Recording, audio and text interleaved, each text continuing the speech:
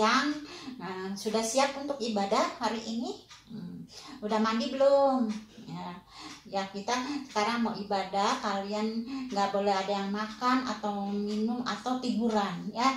Kita akan mulai ibadah kita. Sebelumnya kita akan berdoa dulu ya. Matanya ditutup, tangannya dilipat, kita mau berdoa. Tuhan Yesus, terima kasih kalau Tuhan sudah memberikan kami kesehatan.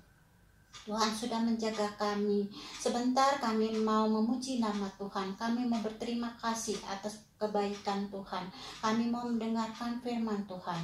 Tuhan, Kau pimpin ibadah kami dari awal sampai akhir. Hanya di dalam nama Tuhan Yesus kami berdoa.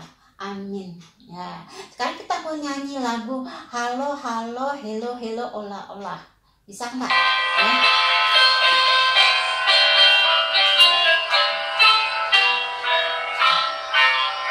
Halo Halo Hello Hello. Apa kabarmu? Halo Halo Hello Hello Ola Ola. Apa kabarmu?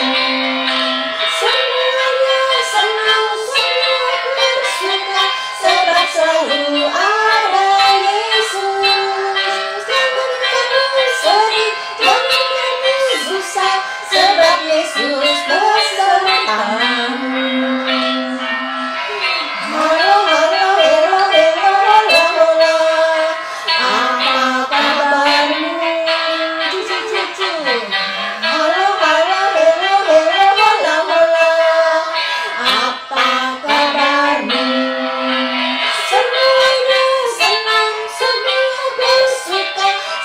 Selalu ada Yesus. Jangan kamu sedih, jangan kamu susah, sebab Yesus besertamu. Ayo kita sekarang mau nyanyi setinggi-tingginya langit. Kasih Tuhan itu lebih tinggi sekali seperti langit.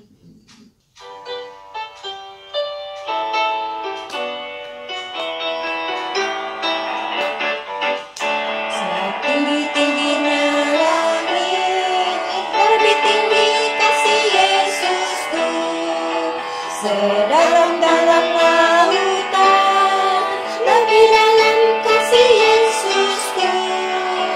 Seindah-indah pelangi, lebih indah kasih Yesusku. Kasih Yesus, kasih Yesus, mengalahkan segalanya. Kasih Yesus, kasih Yesus, mengalahkan segalanya.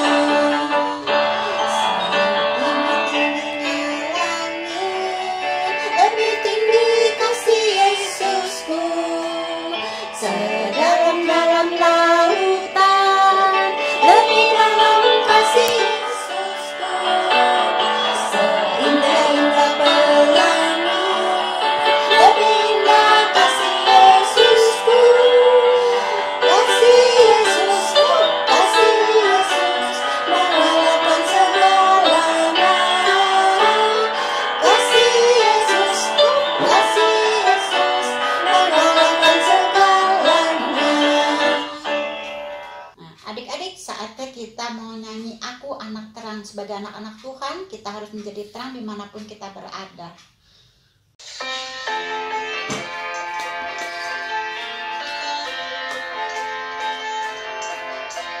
Aku anak terang, tugasku memberi terang. Aku anak terang, Tuhan yang selamatkanku. Aku anak terang, aku tak suka berdusta. Aku anak terang, taat yang Tuhan pinta. Terang di rumah, terang di sekolah, terang di gereja, kemanapun ku pergi. Terang di rumah, terang di sekolah, terang di gereja, kemanapun ku pergi.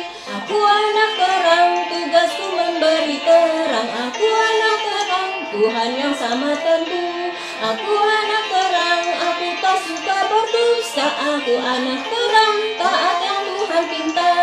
Terang di rumah, terang di sekolah, terang di gereja, kemanapun ku pergi. Terang di rumah, terang di sekolah, terang di gereja, kemanapun ku pergi. Adik-adik, waktunya kita mendengarkan firman Tuhan. Yuk sebelumnya kita berdoa dulu. Tuhan, terima kasih atas kesempatan pada pagi hari ini. Kami mau mendengarkan firman Tuhan, kami mau belajar firman Tuhan. Mohon Tuhan yang tolong kami supaya kami boleh mengerti dan melakukannya dalam kehidupan kami. Dalam nama Tuhan Yesus kami ucap syukur. Amin. Nah, adik-adik, pernah nggak pergi jauh? Banget. Nah, kalau perginya jalan-jalan jauh sekali sama teman-teman, sama keluarga, sama papa, mama, tentunya senang ya. Nah, di dalam Alkitab ada seorang gadis kecil, dia pergi jauh dari keluarganya, dari keluarga yang mencintai Tuhan, tapi dia harus pergi jauh. Kenapa? Karena dia ternyata dibawa oleh tentara negeri Aram, pergi ke negeri Aram.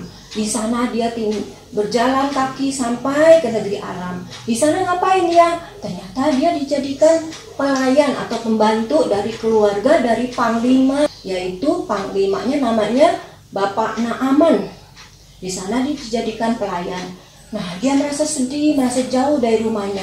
Tapi dia ingat sama Tuhan, dia berdoa sama Tuhan, minta pertolongan Tuhan. Jadi dia boleh bersuka cita, boleh melayani keluarga dari panglima Bapak Naaman dengan baik. Nah, keluarga Panglima Bapak Naaman ini tidak percaya Tuhan. Mereka itu percayanya sama patung-patung, menyembahnya sama patung-patung. Tapi gadis kecil ini dia tetap percaya sama Tuhan. Dia tetap berdoa sama Tuhan. Dia minta pertolongan dari Tuhan. Nah, suatu hari dia lihat, loh, kok Bapak Naaman sepertinya kurang sehat nih. Terus dia tanya sama istrinya, itu Bapak kenapa? Si istrinya Naaman bilang, jangan keras-keras, Bapak itu lagi sakit kusta. Apa itu sakit kusta? Sakit kusta itu pada zaman itu tidak dapat disembuhkan oleh siapapun. Nah, kalau sakit kusta itu adalah sakit yang disebabkan karena bakteri menyerang kulit dan saraf dan juga saluran pernafasan. Kulitnya nanti bisa bercak-bercak putih, bisa merah, terus bisa luka-luka di kaki, di tangan, sarafnya mulai tidak bagus, tidak bisa bergerak dengan baik, dan bisa juga jari-jarinya sama kakinya bisa putus ya, bisa putus. Nah, makanya si ibu itu bilang, jangan bisik, Bapak lagi sakit, sakitnya kusta, nggak boleh kasih tahu orang lain. Kalau orang-orang tahu, dia akan diasingkan. Wah, si gadis kecil ini, wah, Bapak sakit kusta, jangan khawatir Ibu, Tuhan saya bisa menyembuhkannya. Hah? Tuhan kamu bisa menyembuhkannya? Iya, pergi saja ke negeri Israel. Nanti di sana ada nabi Tuhan, namanya Nabi Elisa. Nah, Nabi Elisa akan bantu untuk berdoa kepada Tuhan untuk menyembuhkan Bapak Naaman. Wah, terus istri Naaman bilang sama bapaknya, Pak, itu gadis kecil itu bilang pergi ketemui Nabi Elisa, Nabi Tuhan, dia bisa berdoa untuk menyembuhkan Bapak. Wah, nah Bapak Naaman senang banget. Ayo kita berangkat, kita siap-siap. Dia bawa emas, bawa perak, bawa pakaian-pakaian. Untuk apa? Untuk kasih hadiah buat Nabi Elisa. Pergilah dia dengan pasukannya ke negeri Israel. Dia mau ketemu dengan Nabi Elisa. Wah, tapi sampainya di sana, dia nggak bisa ketemu sama Nabi Elisa. Yang keluar adalah pelayan dari Nabi Elisa. Terus dia bilang, saya mau ketemu Nabi Elisa. Bapak Nabi Elisa bilang, kalau Bapak mau sembuh, Bapak harus mandi di Sungai Yordan, menceburkan diri sebanyak 7 kali. Nanti Bapak akan sembuh. Hah? Mandi di Sungai Yordan? Wah, si Bapak Naaman ini mulai kesel ya. Jauh-jauh pergi dari negeri Aram, pergi ke Israel hanya untuk disuruh mandi. Udah gitu saya nggak bisa ketemu dengan Nabi Elisa. Wah, terus dia udah nggak jadi, pulang aja, pulang. Kesal ya dia. Waktu perjalanan pulang, terus pelayannya Nabi Naaman bilang, Pak, kalau misalkan Nabi Elisa bilang perkara yang susah supaya kamu dapat sembuh, kamu pasti lakukan.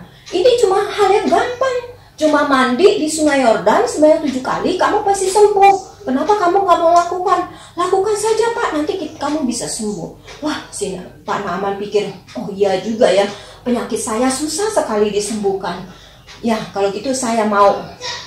Dia pergi ke sungai Yordan.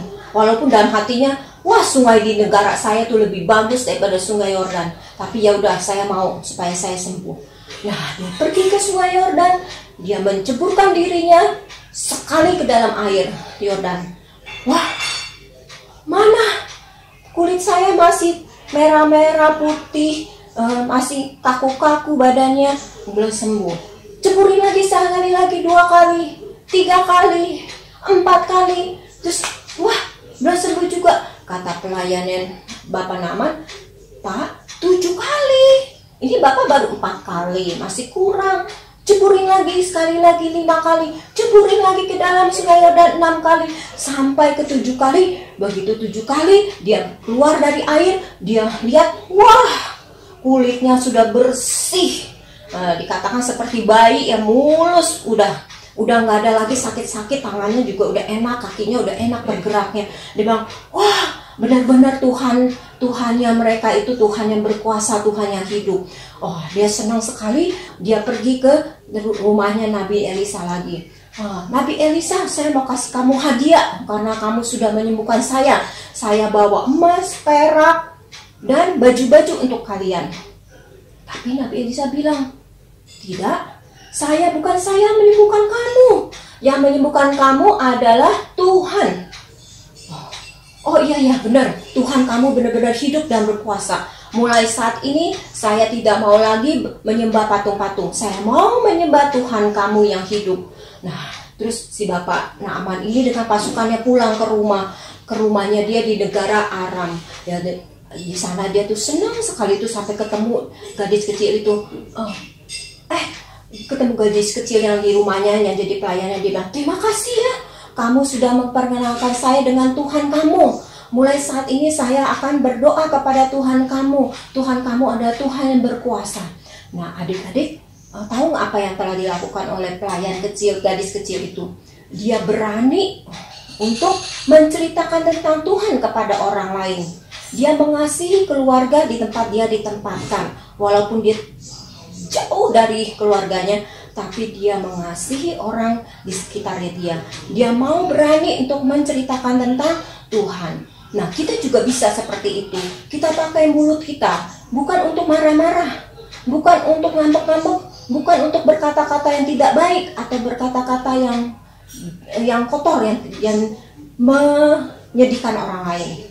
Tapi kita bisa pakai mulut kita untuk memuji nama Tuhan, dan terutama untuk menceritakan tentang Tuhan kepada orang lain, kepada orang-orang di sekitar kita. Seperti gadis ini, dia udah menceritakan kepada Bapak Naaman, sehingga Bapak Naaman bisa diselamatkan, bisa percaya sama Tuhan. Nah, hari ini kita belajar satu hal, untuk selalu menggunakan mulut kita untuk pelayanan kepada Tuhan. Mari kita buka Alkitabnya.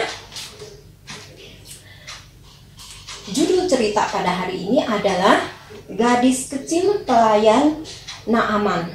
Nah, bahan cerita diambil dari 2 Raja-Raja 5 ayat 17. 2 Raja-Raja 5 ayat 1 sampai 17.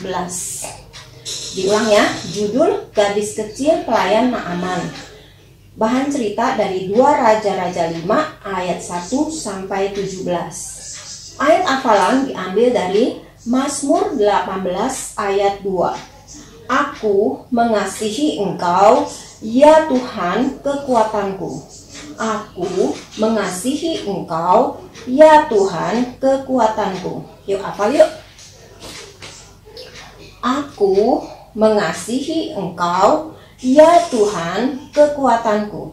Aku mengasihi Engkau, ya Tuhan kekuatanku. Gampang kan? Nah, sekarang kita mau aktivitas. Tadi gadis kecil itu menggunakan mulutnya untuk apa? Menceritakan tentang Tuhan kepada orang lain. Nah, sekarang kita mau aktivitas. Aktivitasnya adalah nih, gambar mulut.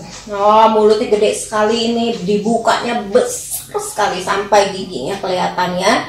Kita gambar mulut ini, setelah itu diwarnai. Lebih baik digambar di atas karton supaya lebih tebal. Setelah diwarnai, nah, potong karton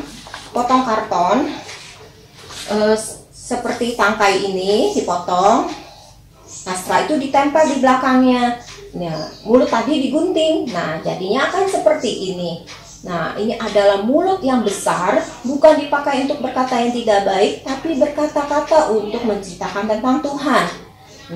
Setelah ini tangkainya udah ditempel, kita bisa pakai sebagai kipas kalau kita lagi kepanasan ya. Dan sebagai pengingat bahwa dengan gambar mulut ini kita selalu ingat untuk menceritakan Tuhan kepada orang lain. Selain untuk memuji Tuhan, kita juga boleh bekerja melayani Tuhan, memuliakan nama Tuhan dengan mulut kita. Sampai di sini firman Tuhan pada hari ini. Mari kita berdoa. Tuhan, terima kasih atas firman-Mu. Kami boleh belajar pada hari ini untuk memakai mulut kami, bukan hanya untuk berkata yang tidak baik, tapi untuk menceritakan tentang Tuhan, memuliakan nama Tuhan dengan mulut kami. Biar kami boleh melakukannya setiap langkah hidup kami kepada orang-orang di sekitar kami, supaya kami boleh sungguh-sungguh menjadi anak-Mu yang dapat memuliakan Tuhan. Terima kasih ya Tuhan. Tuhan pimpin waktu kami selanjutnya di dalam minggu yang baru ini. Di dalam nama Tuhan Yesus kami ucap syukur. Amin. Tuhan Yesus memberkati kita semua. Nanti setelah dibikin boleh difoto, dikirim ke masing-masing lause ya.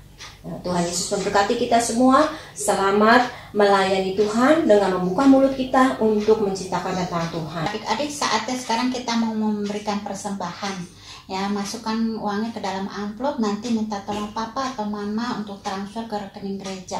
Kita akan nyanyikan memberi menurut kerelaanmu.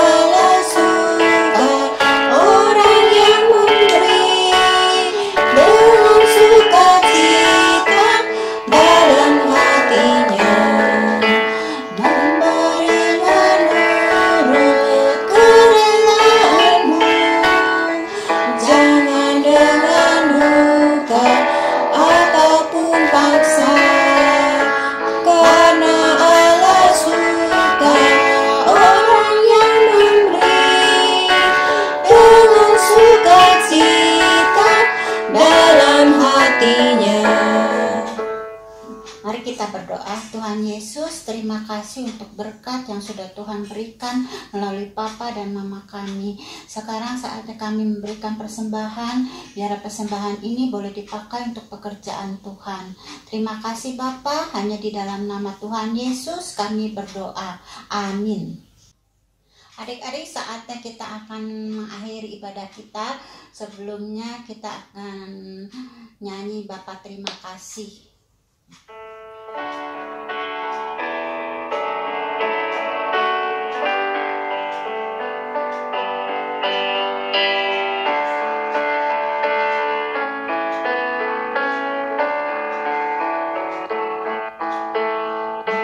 Bapa terima kasih.